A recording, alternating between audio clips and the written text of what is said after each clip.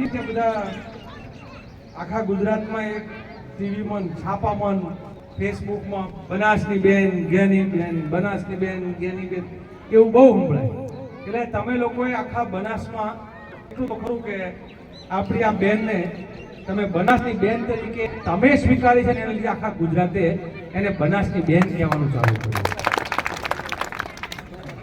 ચાર તો કરો ગુજરાતની બેન ને તો બનાસની બેન છે ત્યારે આખા ગુજરાતના ગામડે ગામડે આ વખણાવા માંડી છે. આવી આપણી પાસે લોકો માટે લોકોની વચ્ચે રહેતી લોકોના દુઃખ દર્દમાં સાથીદાર બનતી એક બાજુ એવી જ્ઞાની બેન બનાસની બેન, બીજી બાજુ સામેના ઉમેદવારનું મને કીધું નામ શું છે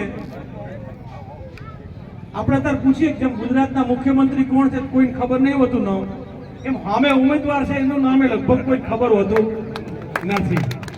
એટલે એક બાજુ સામાન્ય ઘરોમાંથી સામાન્ય પરિવારમાંથી ગામડાના લોકોમાંથી અને તમારામાંથી કોઈએ એ બેનનું મોઢું જોયું છે?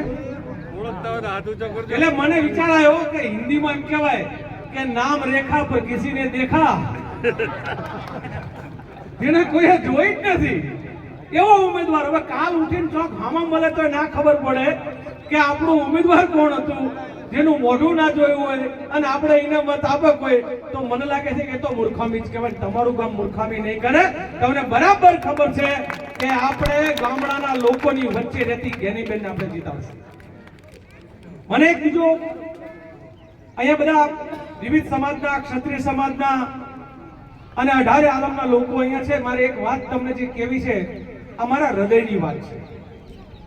આપણે આ ખાલી એક જ્ઞાનીબેનને જીતાડવાના કે ખાલી એક લોકસભાની ચૂંટણી જીતી જવાની એના માટે મતદાન નથી કરવાનું.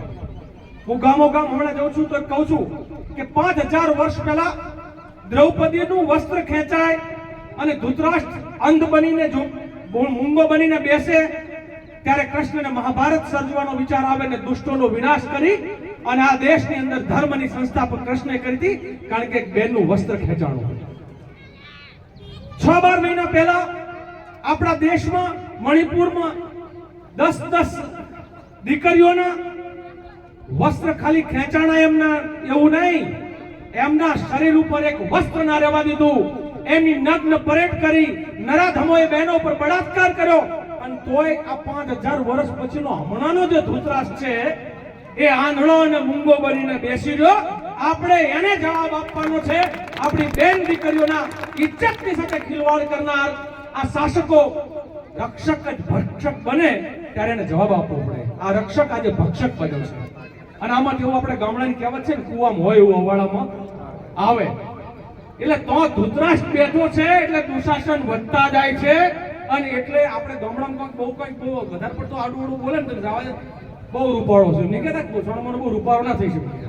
એમાં ગુજરાતનો એક રૂપાળો આખા સમાજ ક્ષત્રિય સમાજ જેને દેશ માટે પોતાના બલિદાન આપ્યા, ગાયો માટે જેને બલિદાન આપ્યા, એવી જેનો ઇતિહાસ, એવો જેનો વારસો, એવો જેનો વૈભવ અને એને જણનારી માતાઓ વિશે એ રૂપાળો જે શબ્દ બોલ્યો છે એ શબ્દને જવાબ આપવાની જરૂર છે. એના માટે આ વખતે આ સ્વાભિમાનની લડાઈ ક્ષત્રિયો ગુજરાતમાં લડી રહ્યા છે. આવી આ બે લડાઈની મારે તમને વાત કેવી હતી. સાથે સાથે હું એટલું કહેવા માંગુ, હું તો બાબા સાહેબના બંધારણને કોઈ મારી મછલીને દરિયામાં નાખવાની વાત કરે તમે હું બધાએ એક વિચાર કરો કે આ દેશનું બંધારણ ખતમ થઈ જાય અને આવનાર સમયમાં એવું નક્કી થાય કે એક માણસ નક્કી કરશે કે તમારે શું ખાવું, શું પહેરવું, ક્યાં ખેડવું, ક્યાં ના ખેડવું, શું વાવવું, શું ના વાવવું, અને તમારે તમારા ગામની જમીન તમારી ગણાય કે ના ગણાય એવું આ દેશનો એક રાજા નક્કી કરે અને આપણે ખાલી પ્રજા થઈને રહેવાનો એવો સમય જોઈએ છે કે આપણે નક્કી કરશું સરપંચ કોણ હશે, જિલ્લા પંચાયતમાં કોણ હશે, ધારાસભ્ય કોણ હશે, સંસદ સભ્ય કોણ હશે. એ નક્કી કરવાનો અધિકાર આપણને હોવો જોઈએ કે પેલા આજના આંધળા રાજાને હોવો જોઈએ? આ અધિકાર કોનો? અધિકાર આપણો છે.